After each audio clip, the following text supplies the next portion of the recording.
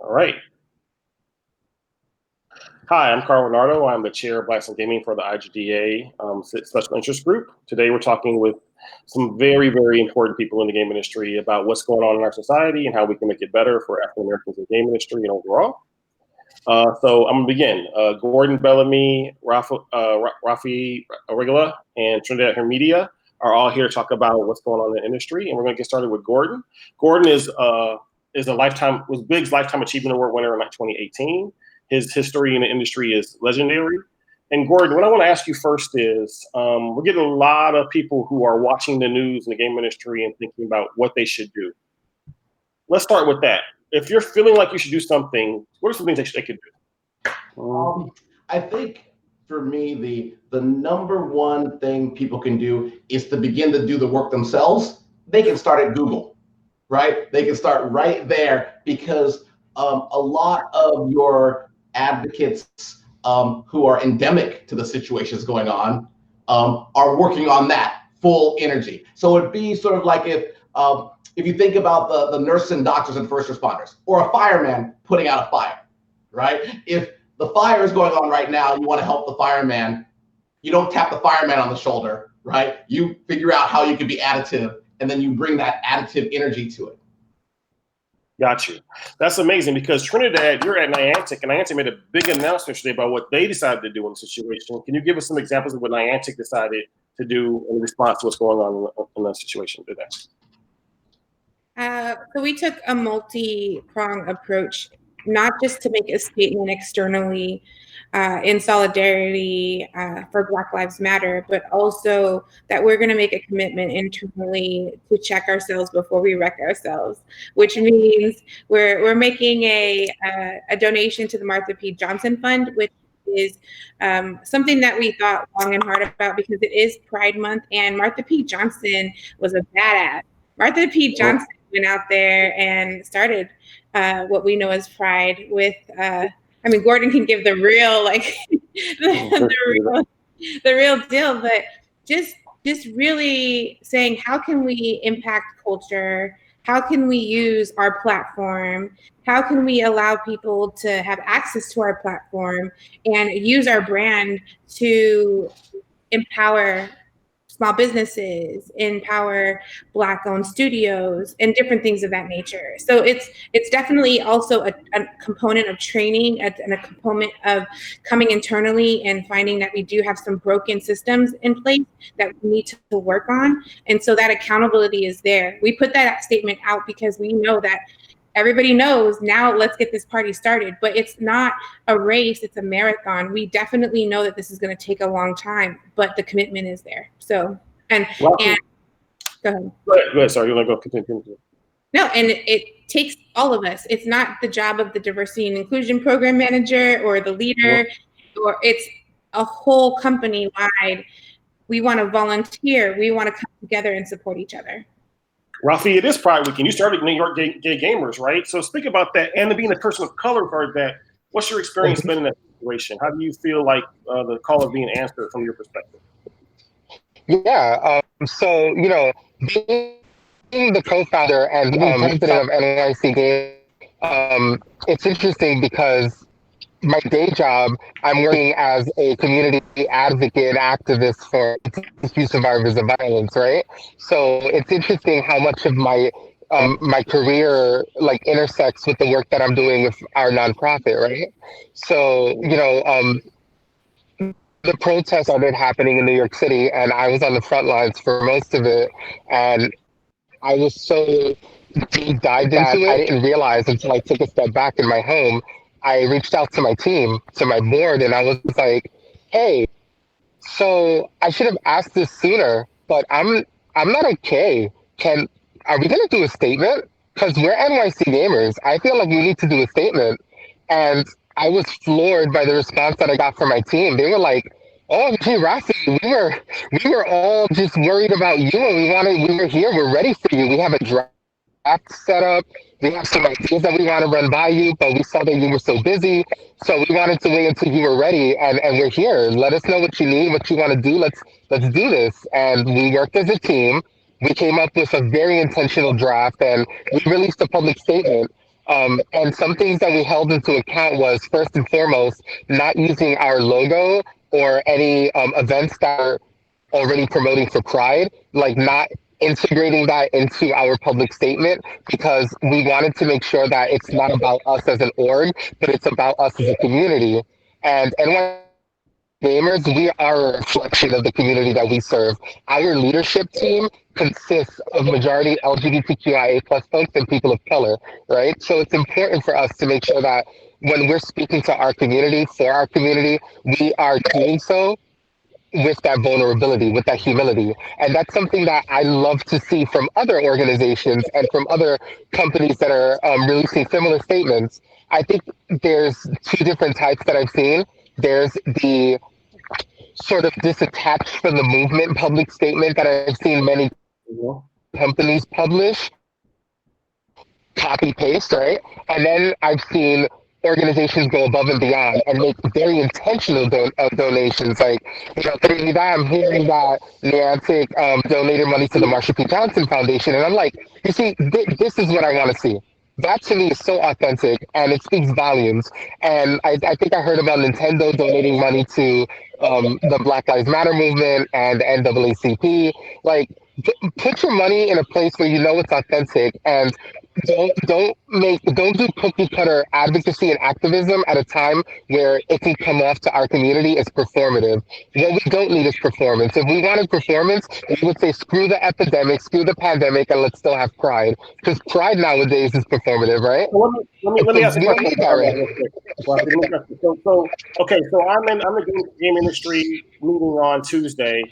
We're all feeling like we can do something, and we don't know what to do, right? So, like, Gordon, so what should we do? Should we just Google random stuff and say black, money to it, or what's the strategy we should have in the company? Okay, well, wait. First, I don't want to diminish your first strategy. If you want to Google black, that's good too. That's additive.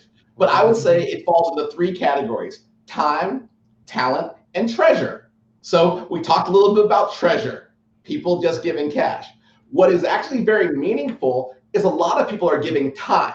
So a lot of people are out there walking and marching alongside people. And that is meaningful in a forever way, because in a cliche, people used to be, I don't know what it is to walk a foot, in your moccasins, right? I'll never know.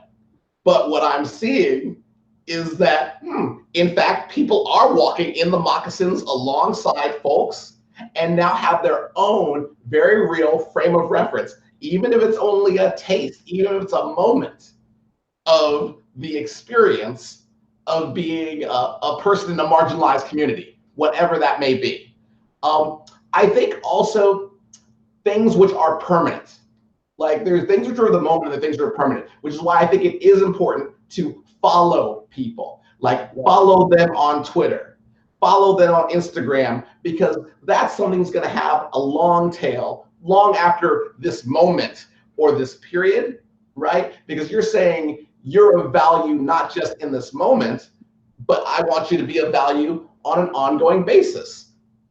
And so to me, like, these are things people can do from the phone in their hands right now to the street that are very, very real right now, today. Like, everyone could pick, everyone's right here in Twitch chat with us. They can follow someone right now.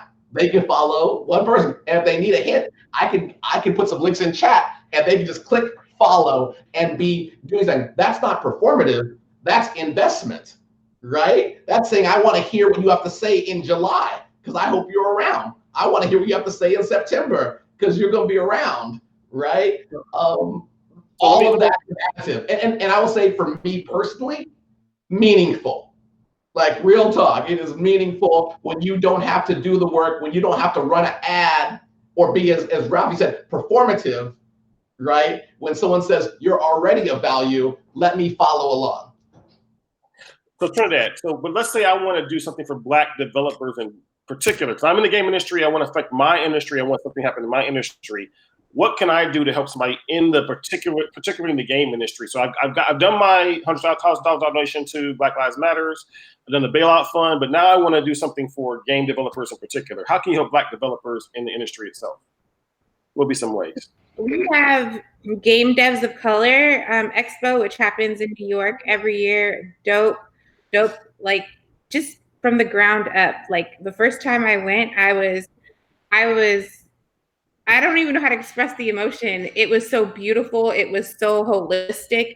It wasn't just not showcasing game developers of color. It was intersectional. Like it was just beautiful.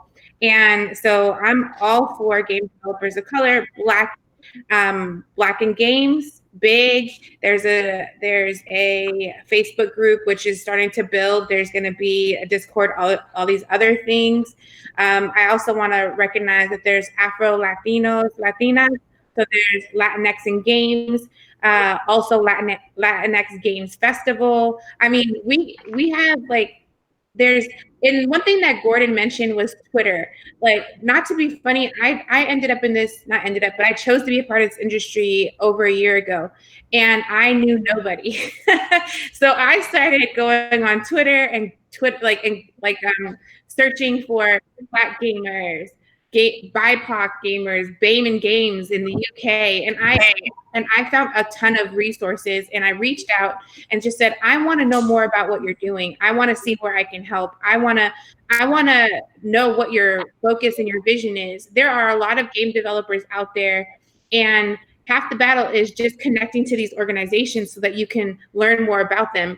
Big has been, Gordon is one of the recipients of one of their awards. Big has a Black in Games Awards, and every year they highlight game developers, studios, leaders, people who are doing the work in this space.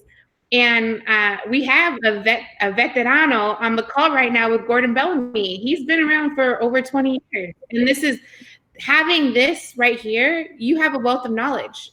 Ask Gordon. He has resources. Ask me. Ask you, so I want to acknowledge that you are part of that. So that's all I gotta say. Oh, by the way, sorry, Gordon, I dropped some 2 documents in the chat. One's an anti-racism document which has a lot of resources in it. And then I also dropped some another resource that has like by state, local, and global. So if you can't Google, just go in the Twitch chat and click the links. Okay, that was excellent, Trinidad. Raffy, I'm gonna ask you a harder question. It's one of the more difficult ones, right? So it's a comfortable one for people. So sure. I don't do racism. I'm not a racist. I'm a guy who's just regular guy, right? Like, are there things at work that happen around me that can contribute to racist situations that I may not understand or know about that I could now combat in real time? What are things you can identify in the workplace? If I want to be an ally, are there things happen in the workplace on a regular basis that could help be an ally? Not just money, but action. Yeah, I think that the most important thing to do first and foremost is to listen to your Black colleagues. Listen to them because they are the experts of their lives. And like me, for example, I work in a space where I have I don't want to say privilege, but I have the advantage of having an affinity group for the Black folks that I work with, my colleagues, my coworkers.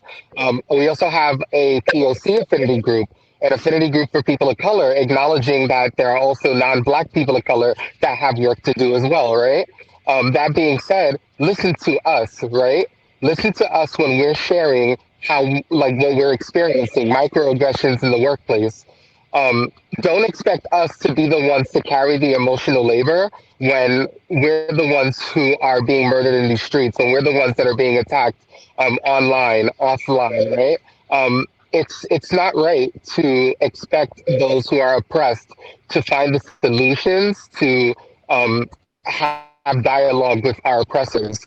That's the way that you step in the workplace, and you can keep that same energy outside of work. It's something that you can do interpersonally. It's something you can do in your own homes and on your social media accounts. Uplift the narratives and experiences of people of color, especially Black folks, especially Black trans people and Black disabled people. I want to honor and acknowledge a lot of the amazing organizations that Trinidad mentioned. I would also add to that INDG, I Need Diverse Games. I have so much love for that organization, and they're one of the most conventions, and you know how much of an impact it makes on me when I see Black folks in convention spaces and I That's see what I'm folks talking at about. game development conferences, Mhm. that's visibility to me. That's where it's at. That's where it starts, and that's where the conversation continues. Let me give a shout out real quick to Black Heroes Matters too, in the other spaces that highlighted Black people not only in tech and games, but in also superhero. John Jennings doing the work comic book industry. All those people that are doing those other works in related spaces. Gordon, microaggressions. That's a topic of the world.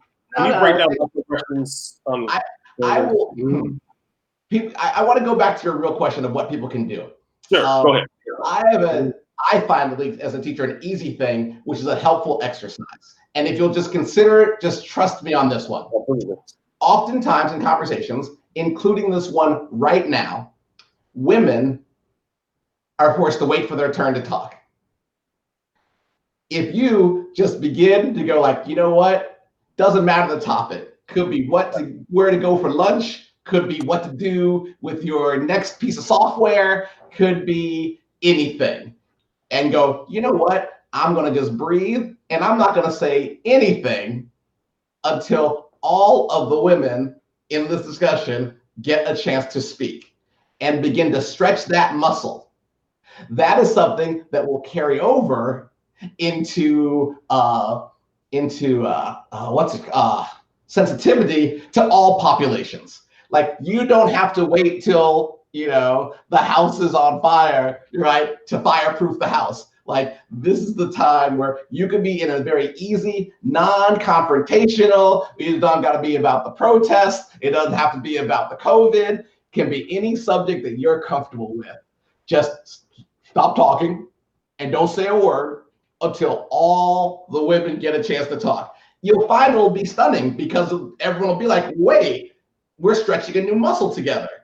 But collectively, that'll make you more available to hear more voices of all kinds, so that we aren't just running. Like right now, we're here at a time of crisis. We're here because people are literally getting killed. Like, someone have a video, knee on the neck, 9 minutes dead, right, to have a talk.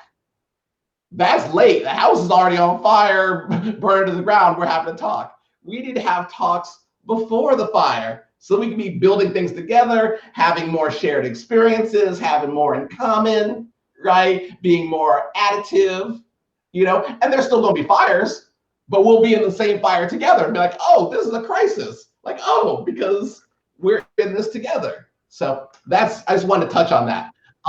Your question was microaggressions. That is, so everyone at home, so what I'll define microaggression, so we have a common taxonomy. Your mileage may vary. To me, a microaggression is when someone says something to you without a sensitivity to your perspective as to how it may be heard. And then they go on because they didn't hear it like you heard it. They just said what they said. And for you, you go, well, if you knew my experience, you wouldn't have possibly communicated it that way because of my journey to get to the same point. That's for me what a microaggression is. Once again, I'll offer the same solution, which is not talking first. If you're listening to somebody, I think you are significantly less likely to end up in a microaggressive situation because your conversation is more like ping pong. It's back and forth. You didn't just come in hitting the ball where you wanted to hit it. So to answer your question, I think not talking. Okay, so not talking. So that's the sensitive dynamic of being open and listening. That's what I heard. Going back to Rafi's point of being in the workplace and being present and aware of what people are doing, and then also not talking out of context of what you understand.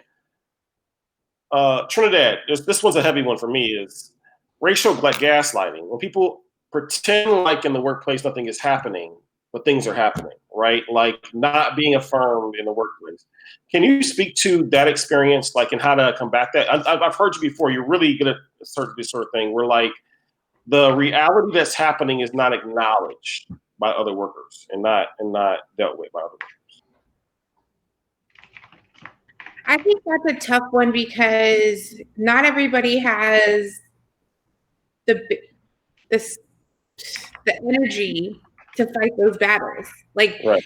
not everybody is required to be honest. Like, I think the ownership of that, or the onus, should be on managers and leaders to really manage and lead your people by asking these questions and noticing patterns. And we have this statement that people don't leave companies, they leave managers, bad managers.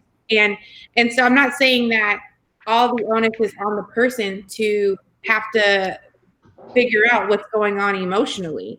I find that a lot of times when microaggressions and different things of that nature come around, the best thing we can do is educate. So that's like letting leaders know, hey, this is happening.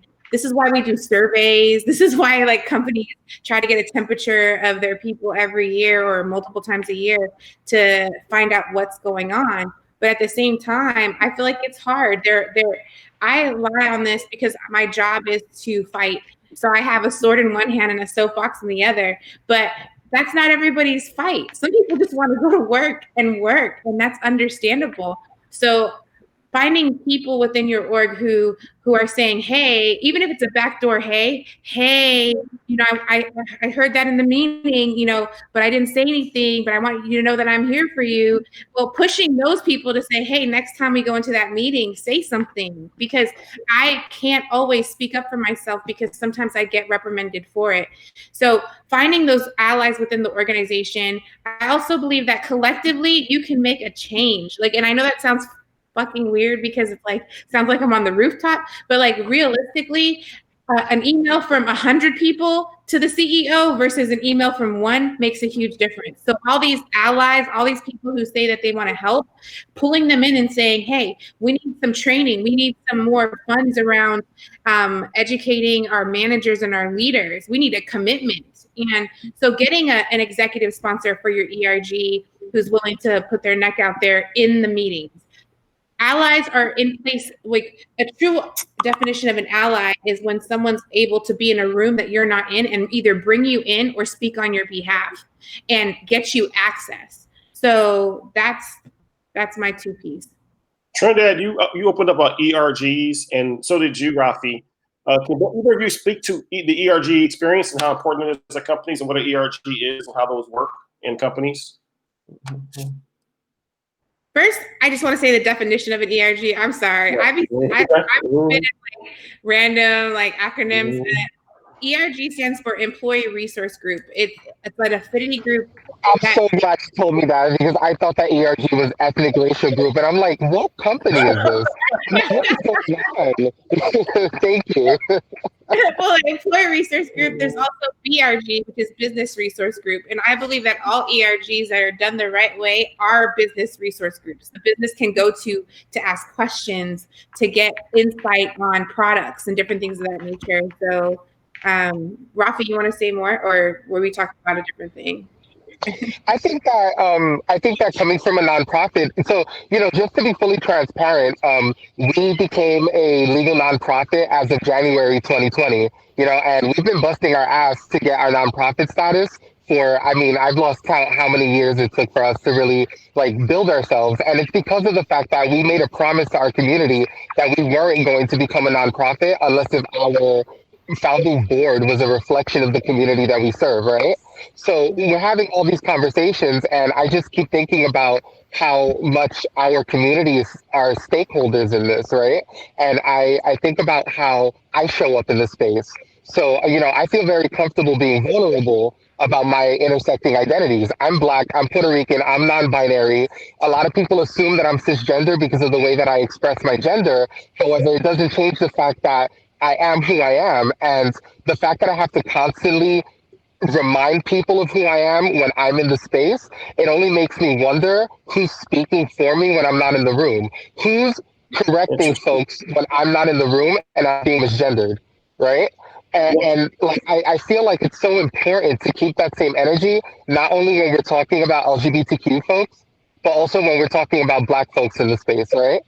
How are we having conversations when there aren't Black folks in the space, and we're having conversations in a way that's not tokenizing, but instead it's uplifting them, right? I'm so sick and tired of being asked to facilitate trainings on like racial equity and sensitivity, and I see a bunch of people of color in the room, and I'm like, y'all should have had the day off. I don't want to talk to y'all about racial equity. Y'all live it. I want to talk to the white folks. I want to talk to the able-bodied folks and the white women that keep calling the cops interrupting my cookout. I want to talk to the managers and the supervisors. Y'all are the stakeholders. On that note, so one plus one. Trinidad. Hello, I lost you. No, we're here. No, I just plus one. Like that point right there is. That's my new thing. Plus one. That's my new thing. That statement is we're doing all these trainings, not for us. We live this. This is our. We're doing these trainings for everybody else. And if you don't support and come to these trainings, quote unquote allies, where are you at? Shout out to all the allies, show up. Like, and then I want some of y'all to come up to me and say, how can I run this training so you don't have to do it anymore? Like, I'm the one who wants to own it now. Like that piece. I mean, I'll be in the room still because, you know, you need someone to check them before they wreck themselves. But I'm just saying, thank you. But I'm just going to add on to that real quick. The people who are in the room doing the work like you are need to get paid and more. You know, like know their worth and value them and double the amount that you think that they're worth, triple it, because that's emotional labor. It's emotional labor. Like if you want people from our community to do that checks and balances work, make sure that you're paying us and stop asking us to do you free labor and free favors, because there's but so much that we can do within our threshold before it becomes compassion fatigue. It's almost like people of color have a relationship with free labor in this country that's never been recognized. It's almost like that.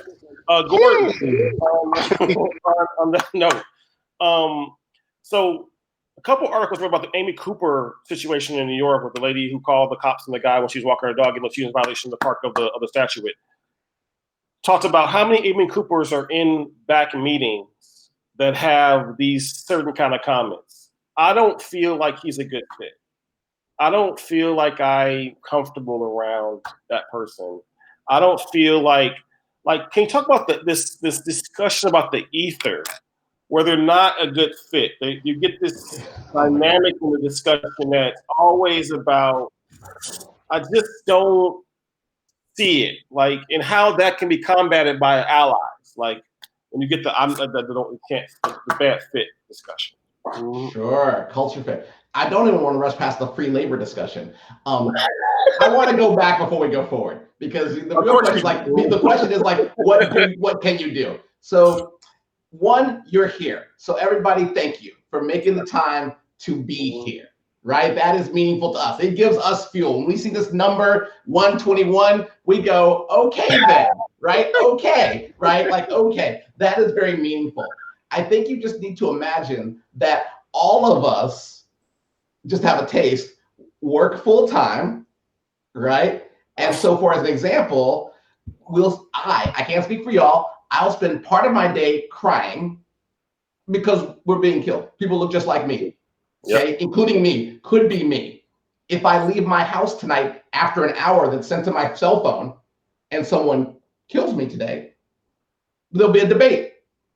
Right? There'll be a debate. Why was he out? What was he doing? And so just imagine that that's going on. We're also going to work full time, just like all of you who made time today.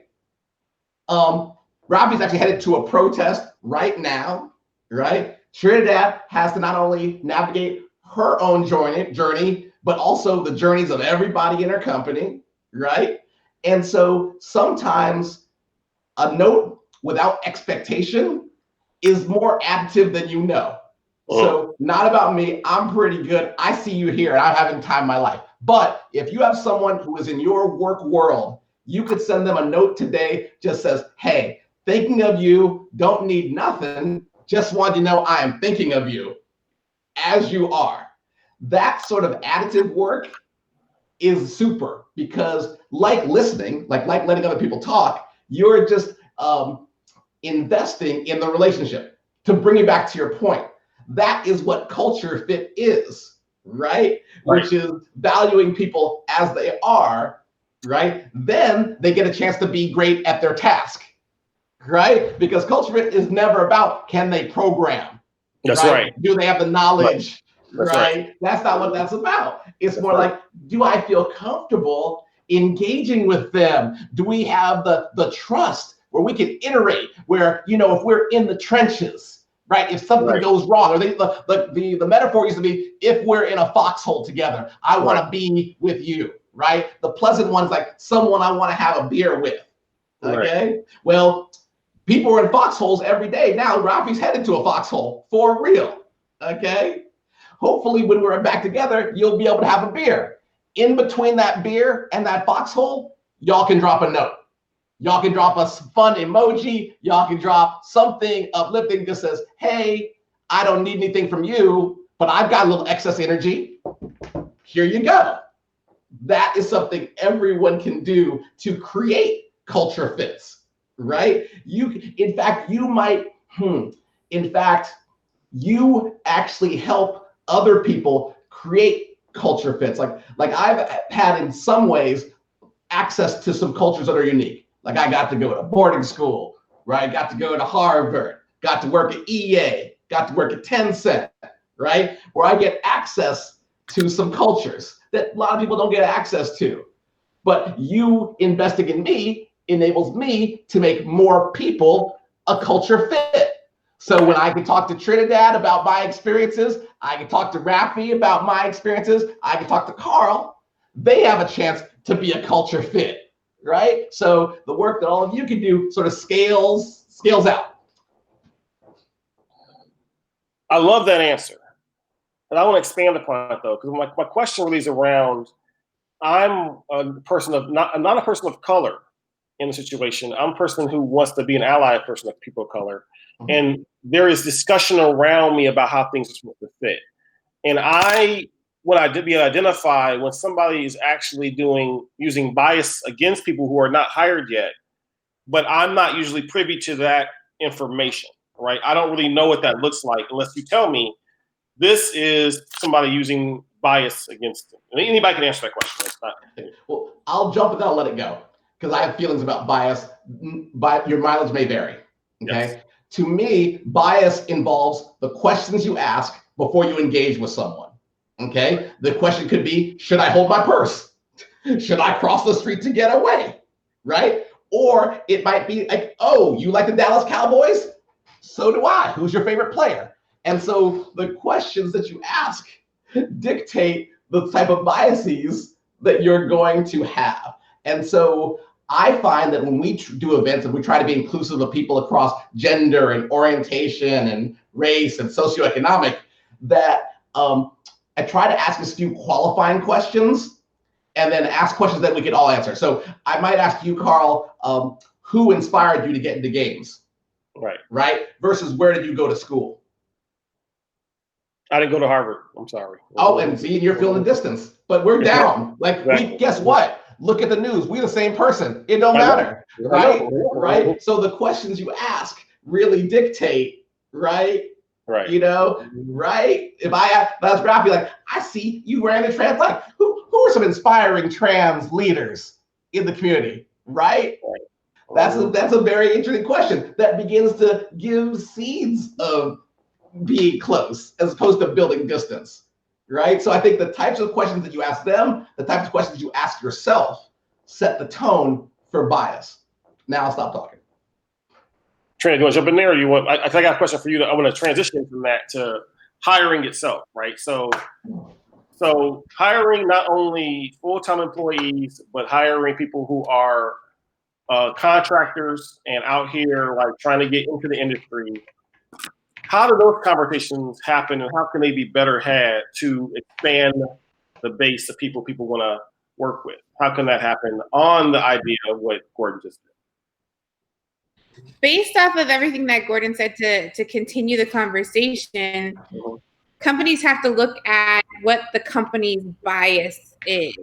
You know, there are companies out there that just like to hire from Google. There are companies out there that just like to hire from the top 5, Facebook, Google. I don't even know who the other top 5 is. Anyway, you know what I mean? Like, they're just so if you come from Google and then you start a game company, you know, you come with sort of the understanding of what an engineer has to do at this place. And so right now it's looking at, because every company is different. We don't particularly hire a lot of contractors. Most of our people, majority, I think 95% are full-time employees. But Right. when you're looking at Gordon went to Harvard, I'm gonna bring this up, you know, like, are you only looking for people who went to Harvard, Stanford, MIT? Yeah. Go ahead. Are you actually, Gordon mentioned this earlier, are you actually just looking for someone who knows how to code, you know? And if that's the case, then why are we making people jump through hoops with a 4-year degree and then jump through hoops through some engineering test, you know, that if you have to take a class at Stanford in order to know how to complete it and pass it, you know, like there's all these systematic blockers that are within companies, but this is something that's come from years and years of how people define success or how people define a good employee. So we're having to now go back and look at these things, revisit them, look at how even our job descriptions are worded. Is it sexist? Is it really leaning towards someone of a male person, or are we looking too heavily on education when right now there's so many boot camps out there that are producing people who can right out of a boot camp actually might even be better than someone who just got out of a 4-year degree because they're doing the actual work, you know? So I'm sorry. I'm like, I'm definitely going down a rabbit hole. Go off. Supposed to. Keep going. I want to give. I Raffy will get in there in a second. I got Raffy next. Don't worry about it. Finish your statement. Go ahead. Keep on. We are not going to see any change in our pipeline or in our hiring practices if we don't address the systematic blockers that are in place that have been in there for years prior to even us getting into the industry. You know, there's this saying, oh, there's not enough Black people, Black engineers, there's not enough Black developers or game devs. Like, have you ever heard of NSBE? Have you ever gone to NSBE, the National Society of Black Engineers, and been there where there's 10,000 people around you and you're energized because it's fucking dope to see all the energy of all these people who are just excited? There's a reason why that's one of the #1 conferences for Black engineers. But now we're in the game industry and we have to recognize that there may be a pipeline coming in for individual contributors, but there's not a pipeline for executive leaders. So we need to promote more people within the company. And we're having this thing with, like, in Silicon Valley, I'm just going to jump to Google so I can get a raise, or I'm going to jump to Airbnb so I can get a raise. And you see that in the game industry as well. If you're not going to get that that opportunity to grow within your company, you're just going to leave. Companies need to start giving accessibility to people within the company to have stretch opportunities and grow, or we're not going to see ourselves in the C-suite. And if we don't see ourselves in the C-suite, we don't think that there's room for growth. Trinidad hit on a couple of things that are really interesting. One is the networking between companies that happens that doesn't happen to people of color or even women in a certain extent, right? Like, you can jump jobs because you're friends with different companies to get the job you want later on, right? So not only is there a lack of advancement in the company itself, but also there's these advantages people have because they set up each other. They jump from company to company and pull their friends with them. Raffy, on that note, how do people help people navigate advancement in the industry, right? So you got hired, right? You want to be a producer, but you can't crack that barrier, right? And once again, it goes to fit, it goes to different things. What are some ways companies combat the lack of advancement issues? I'm sure Gordon It's a lot. I think that one way to do that is on-the-job training. I think that sometimes we have these requirements on resumes, and it's because we like to streamline our employees and expect them to already have the tools needed to do the work at the efficiency that's expected of folks who come from academia, who come from elitism, who come from privilege. How about taking a moment to look at their lived experience and, like, acknowledge, like, wow, you did all of this on RPG Maker? Like, wow. This is what you've been putting over 600 hours on Animal Crossing? Imagine if you actually knew how to code. What if we had the capacity to be able to, give you a paid internship or like acknowledge that you have 70% of what we need for the work? Let's do on-the-job training for the other 30%. And then like be responsible for that, right? Don't just say no to someone because they don't have that missing piece of the puzzle. I mean, look, I'm gonna be real. I was born and raised in the Bronx. I didn't finish college. I am 29 years old, non-binary. I look the way I am. I don't like respectability politics. I don't like to filter the way that I speak to people. And I can proudly say that I am the co-founder and president of a nonprofit organization in the United States, right? And I'm so proud of my team and I'm so proud of my community. And it's something that I'm able to go to sleep and wake up in the morning and say, even if the world doesn't think that I'm hireable, I know my worth and I know my value, and I don't accept anything less than my worth. And it's because of amazing people like Keep It Real, Anthony Vida, and Carl, who paved the way for people like me. So I really want to hold that energy here, and I appreciate all of you that are a part of this, because if it wasn't for people like you, I wouldn't be where I am. To your point, though, so many companies actually have patented tools that are proprietary. They have to retrain you anyway when you get hired. So to act like you come in, you don't know Unity well enough to be in the company, and you get the job not even using Unity, they're using something else, or they use Unity in conjunction with their own tool set. So like it didn't matter if you had the skill set before you got there. As long as you had a code and they wanted you to be successful, they do the 30% extra training anyway. And I've heard that a lot of times in HR meetings with people is that they're going to retrain you anyway. So why is there such this high level of discourse about you need to be ready day one, right? Go ahead, Gorgeous. I have a reason why, and it sort of all relates. Listen to everyone talk. So code switching. Okay, so for those of you at home who are not code switchers, in different contexts, you change how you present yourself. So whether that be a community around ethnicity, around orientation, around socioeconomics, around language, you change how you communicate. And people in marginalized communities are used to code switching a lot because that is often how you get access to populations of which you are not, right? And so Raffy was actually just talking about what I was just realizing is sort of a new type of code switching, which is this. So I have a job to give to someone, right? And I can go, look at me, like, let me find someone who has this degree. I went there too. What dorm were you in? Let's talk about that, right?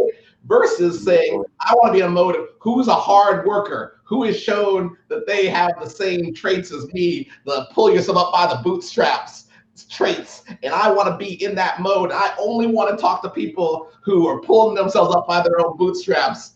That is the mode, that I am in.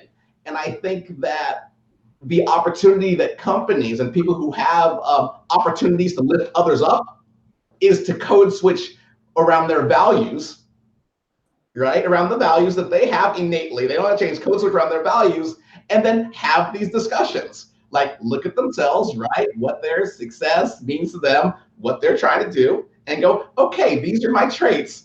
Now, how do I find people who have those traits and lift them up? I don't think there is enough of that because it's easier to Google and to grok where you went to school. If I send a bunch of resumes, it's usually like search for a keyword, right? These are the keywords that make it easier for me to do the work. It's harder work to find people who are honest, right? It's harder work to find people who are hardworking. It's harder work to find people who are loyal. It's harder work to find people who are learners, right? Who want more. But that is the work that if you have the energy to do it, that is what is needed now. Like right now, there's a whole new generation of people who have a new experience with marches and with interaction with police, right? And now what used to be a remote story about like, I got stopped by the police and it was an aggressive interaction. Right. Used to be like well, really? Like, I haven't seen that except in videos on YouTube. But now there's going to be an undeniable, you won't be able to tell just by looks anymore. There's going to be people of all races, ages, orientation, economic, who have their own legitimate truth, and they'll be like, hold your roll, you won't believe, and they'll be able to code switch to move forward together. More of that. I wanted to mention that there are companies that are seeing that there is a pipeline issue and building programs within the company to create access for people, underrepresented minorities and people of color. It's sometimes hard to, when you have these though, because if the person who's running the program is biased, it's going to end up being like all white women and like sprinkle, of people of color. So like we have to be aware of that. But for example, there's Europe, there's Treehouse, there's all these organizations that have created programs within the program that have the skill. Like you could get QA analysts, you can get QA engineers, you can get UX designers. We lose her? Yeah, she paused. An issue. I push back. Sorry, did I lag? Lag? A little bit. Yeah, a little bit. Okay. We're in no hurry. Let's go. Yeah, we're gonna move back all day. It's all good. just understanding that a lot of companies like to come around with this idea of like, what can we do? And then you give them all these things to do and they don't want to do them because it takes a long time and it takes work. And I'm just saying that it's the people in this chat, it's the communities like Big, like all the ones that were listed and the ones that IGDA put in the chat that are doing the hard work. And it's the onus on the companies, that the big companies that have the resources to go to these organizations and support them so they can continue to educate the companies on how to do this work. And that's why, and this is not a selfish plug by no means, but this is why I love Gordon. This is why I love Carl and Raffy. Is it Raffy? I'm gonna love you. I'm gonna love you too. Raffy, we have a community, and tapping into that community is the best thing that we can do. One thing that last year, I have an unconventional approach with my leaders, so get ready. But last year, one of my leaders was like, we have a pipeline issue. I brought him to NESB. Another leader was like, I want to see these indie game developers. I brought him along with a recruiter and another engineer to Game Devs of Color. Another leader, our CEO, came with me to Game Head Showcase. And he was floored. He was like, I love what they're doing. I want to help. I want to be a part of it. Half the problem is getting people in these spaces so that they can experience and see with their own eyes that this shit is going down, and it's going down with or without you. So you need to jump on the train or not. So I think outside the box, and that's a long approach. but at the same time, these are people who make decisions for the company. Hence why we were able to make such a strong commitment, because they see the people who this is affecting, and they know that they have connections to them that they care about. That's brilliant. And this is for the whole group. What's the strategic advantage in diversifying your team? So we talked about the corporate and moral responsibility, but how do you become strategically advanced? That was a strategic advantage in that. Getting a diverse team gives you what inherent advantages as a company? Are you kidding me? The bottom line, you build diverse games. That's the question. What do you mean? A diverse, balanced team can, when one perspective is here, the other perspective is there. You're just more agile. You're able to. Honestly, can I start? Thank you. Yes. Hey, Raffy, you're really lagging. Let's come back to you in a second. You're really lagging. We couldn't understand you. I'm gonna have the word answer, and then maybe your connection get a little better. Go to your word. Or turn your camera off. Turn your camera off. Yeah, you lag. We couldn't even, wasn't coherent. Did you ask? Okay. Say it again. Do y'all hear me? Yeah, your voice better now. Yeah. Yes, perfect. No, I was basically echoing everything that Trinidad said. I'm all about that, at the end of the day, if Whew, I mean, like I have to keep it in the eye, right? I love playing video games that I see myself being portrayed in. Like I have a lot of anxiety when it comes to multiplayer games. So it's see Lucio, and Lucio is a black man, and Afro Latinx, he has hair like mine, and he's a healer, right? Like he doesn't have to have a gun. He's a healer, and he's an amplifier, and like seeing that's different. Seeing future games are gonna have black and seeing rosters and different kinds of games that have people that look like me. It's not about strategic. That's the bottom line. It's saying not being an asshole intentionally. It's very just macro stuff.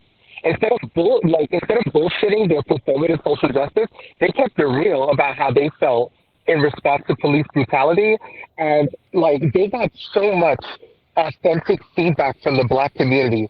So many celebrities, so many activists were truly thankful and like uplifting Ben and Jerry's. What Ben and Jerry's specifically said, they weren't there to toot their own horn. They were making themselves organizationally vulnerable for the sake of Black lives. And I wish that game developers, game organizations, like community-based organizations, I wish that we kept that same energy across the board. Be willing to accept the humility that comes with privilege in order to uplift those that need it, to make their mark. Raffy, say that last part again. Have the humility is the humility with privilege. Say it one more time. It's kind of really important, but you went cut out a little bit. You do that last line one more time. Definitely, you have to. So I'm going to try to articulate that again. You have to be willing to accept humility in order to uplift the narratives and experiences of marginalized identities. You have to accept that humility is a very important ingredient in that, and that after the fact, after you make yourself strategically or organizationally vulnerable, you will survive. It's not going to hurt you being vulnerable. Stop making it about you and see how much of a difference it makes on your constituents, on your stakeholders, on your funders, on your community. Make sure that it's not centered around you and see how much of a difference that makes. I also want to add on to that was dope, number one. Go ahead, Trinidad.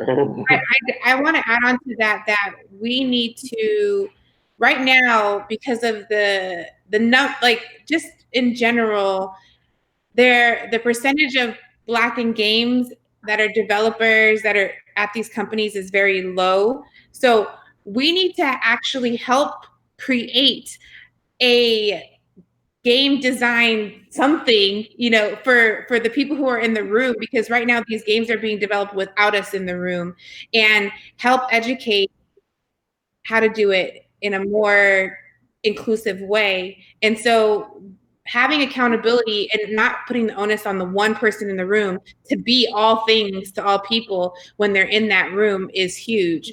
So I'm advocating for us to like have some kind of game design doc or something that is created by the people in this chat or the people that are listening right now, that is an accountability to these companies to do a different type of design than they've been doing. Something big is very interesting working in. I want to just jump in. So I see the chat. Like Leslie, once I love your chat. I see Remon 1987's question. Why is it about race versus just making cool shit? I will tell you why, in my opinion. Okay. So many games today, not all games, but many games today are connected and multiplayer. And so at some level, they are about a shared experience that will hopefully be additive and joyful between two different people, right? And those differences between people take all forms. Those differences could be age, socioeconomic, could just be your mood, could be your type of gamer you are, could be your race, could be all sorts of things that are innately different unless you are literally playing with your identical twin who is next to you, right? And so once you accept that you're trying to extract value as a business from bringing joy through the interaction of two people who are different, well, then you can see how having people who are innately different is of value to you in understanding and assessing and creating that content. So to answer your question, it's not necessarily about race or even about specific target demographics, but more about the fact that you recognize that more than one person is going to be interacting in playing your game, whatever that mechanic, may be.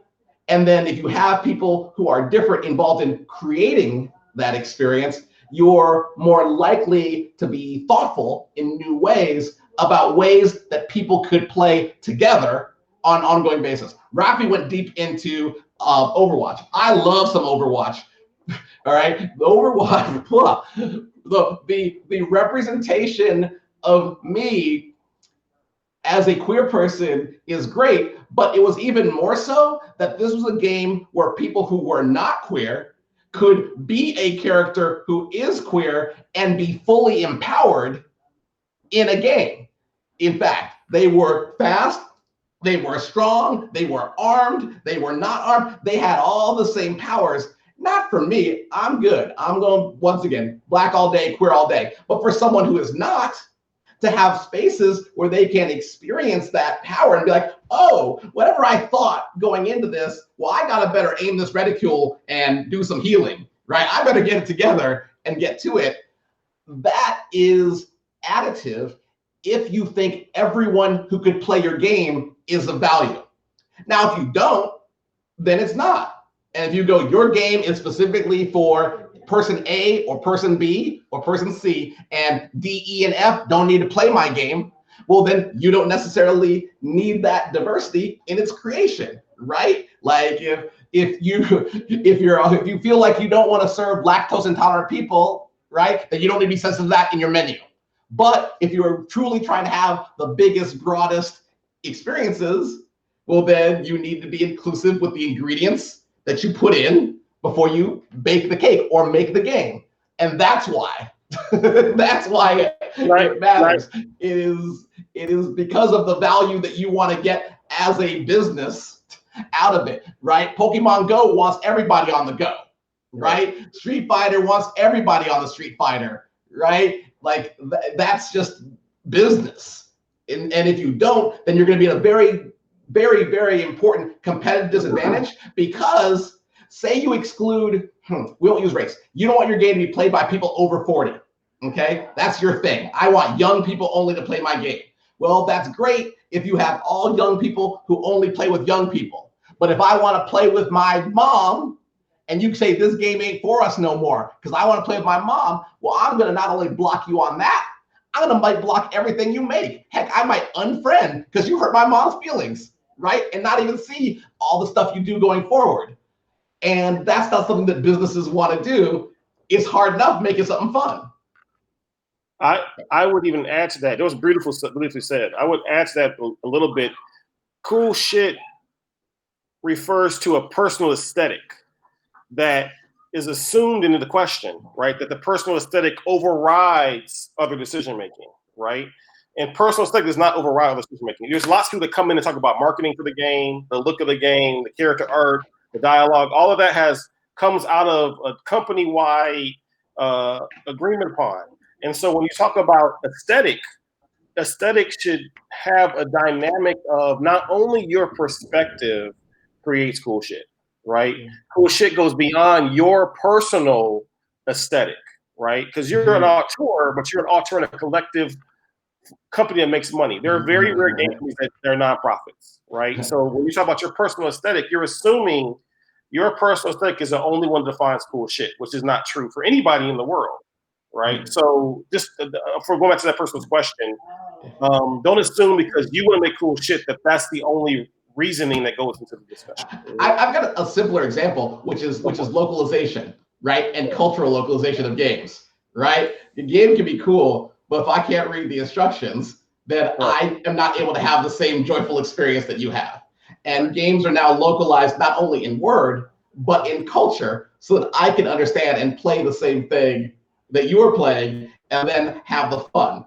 I don't think I've ever seen someone protest like, oh, there's too many people who speak French on this team. Right? Like, why's it got to be about language? Right? Like, why? Right? Because that seems so instantly reductive. Right? But we all share values that are true. All right. We got. Real quick, sorry. I'm just gonna add real quick. Just responding to Gordon's stuff. A little bit of shade, it does kind of matter though, because I'm kind of sick and tired of seeing New York-based pro gaming leagues having people centered around their pro teams that, first of all, most of them aren't even from New York. They're outsourced. And secondly, most of them are not people of color or queer people of color, and they're not a reflection of the people that are playing the games. You have amazing pro leagues like Dynamic Focus, run by a black woman, and then you have Hearst Boys, a bunch of black and brown like folks from the Bronx, and they're all pro gamers playing Tekken, Mortal Kombat, Overwatch, Fortnite, all these games, and yet they're not the ones that are going up for $1 million scholarships and trophies, like at all these esports competitions. And I'm like, well, how did we miss the audition? What's going on? So I want to hold that. I want to hold that base too. Okay, we're gonna hit our time. So I'm gonna ask us to do. We're going to continue the conversation a little bit more, but we want to thank people for having us out, coming to see our big panel and hanging out with us today. We're gonna do this once a week and keep the dialogue going, right? So new people every week for the big. Raffy, I posted a link. I looked that up myself. I just learned from you about that dynamic focus. Say it again. Shout out to Dynamic Focus and legendary. I put the link in the chat. I put the link in the chat, Raffy. I put it in the chat. Hearst Boys too. Get into Hearst Boys. Shout out to Rainey and all of them. And folks, okay, so we're gonna keep us dialogue off a couple more minutes, but well, thank you for coming out. You guys want to give a parting thing that you want people to walk away with from this panel and saying how should their world be changed, or thought process from video game development and applying to African Americans? What would it be? Trinidad, you have the first word. Go. What do you think we should walk away from this panel thinking?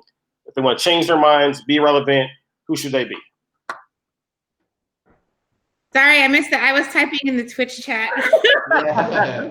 I try to keep you in the dialogue. All right. So you want somebody? What do you want people to walk away with from this discussion? What's your final point? My final point is that, we have these quotes. It will take a village, right? I definitely want to tell my allies and advocates out there to read up, educate yourself. If you have questions on resources, feel free to ask me. I put my information in the chat. I have no problem sharing documents, resources, but do the actual work. Someone took the time to compile all these documents with all these resources so that we could just send a link. And when we send that link and you look at it and go, oh, this is a lot, and then you walk away, you're not doing the work. And my thing is this whole, what is it, Herbalife? You get one person and one person gets 10 people and the next person gets 100 people. I'm like, you share that and that more people will share that and more people will share that. Like, being able to do the work without asking the onus to be on people of color is huge for me. And number two is figure out what your drive is, like what your space is. Like, if you're going to call and you're going to sign petitions, if you're going to protest, if you're going to use your social capital in your company to raise awareness, like, not everybody's journey is going to look the same, but we all have a place in this journey. So. All right, Raffy. Trinidad, of course, you're amazing. Raffy, final word.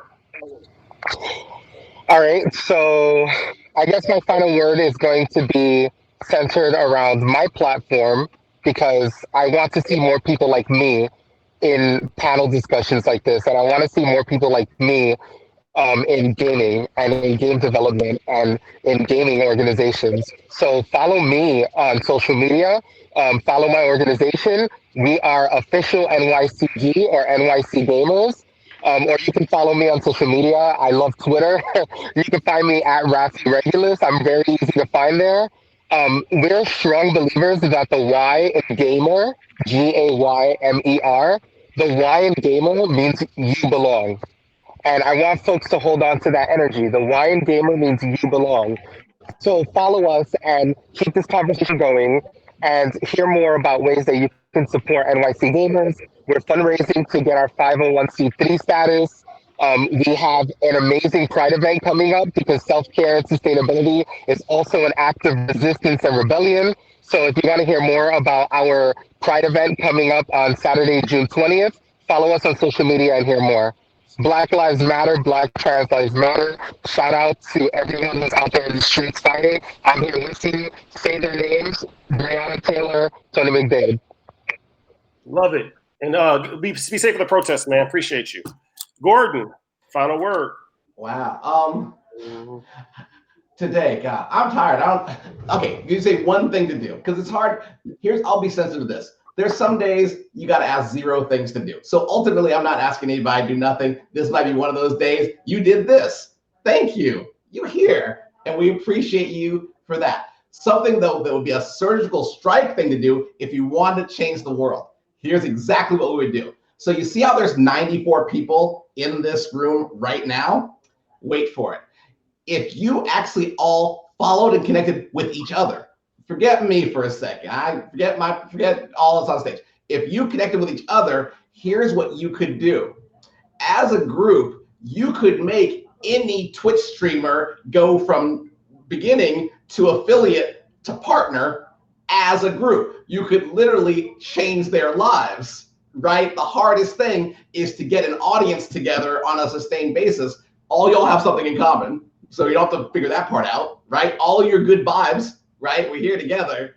If you would just follow each other and then start to do things like this as a group, well, then suddenly you are your own economic force. You're not a protester, you're a march, right? And then whenever you have the energy, might be next Tuesday, might be 2 Thursdays from now, you could be lifting people up. You could be lifting up Raffy's Pride event. You could be doing all these things, right, as like a group, so that Raffy doesn't have to do the emotional labor of justifying, qualifying, well, we got to support you. How many Black trans gamers could there possibly be? Ba-da-da-da-da, which he's headed to a protest today. He's going to be tired, right? Sorry, they're going to be tired. I got to get my pronouns right. They're going to be tired. They're going to be tired. And so you can be doing that work and then meeting them at the event together. And they'll show up and be like, who are all these people here? But be energized, just like we are now. So once again, your names are all right here, so you don't have to go anywhere. Follow the people in the chat room that you are in right now. You don't have to go to a link. You don't have to go nowhere. You're right here. And then just do what you do together. We trust you. Do what you do together. That would be the greatest gift you could give me and perhaps any of us on this chat. Amazing dialogue. I want to thank you guys for being joining the Blacks in Gaming IGDA discussion today. It's always a pleasure. Last thing for us is the Blacks in Gaming Awards is coming up in late July. Please support that. Blacks in Gaming on Facebook, find the Blacks in Gaming group on Facebook. You want to join in our dialogue there. And next week we're going to have a different panel with another discussion that will be just as relevant to what's going on in society today. I'm Carl Varnado, chairman of Blacks in Gaming, and I want to thank my lovely panelists. Have a great day. Carl. Thank you, Carl. Thank you. Thank you all. Carl, what's your Twitter? Carl, what's your Twitter? At Writer of Kings. Writer of Kings. I just put it in the chat. Good. Thank you, Carl. Thank you, everybody. And let's get thank you to Renee, IGDA, for hosting this discussion. Oh, and stay safe today, Raffy, at that protest. Stay safe and healthy out there, for real talk. Thank you. Thank you so much. What the IGDA Foundation's efforts to get people of color from overseas also into the game industry, as important as what we're doing here.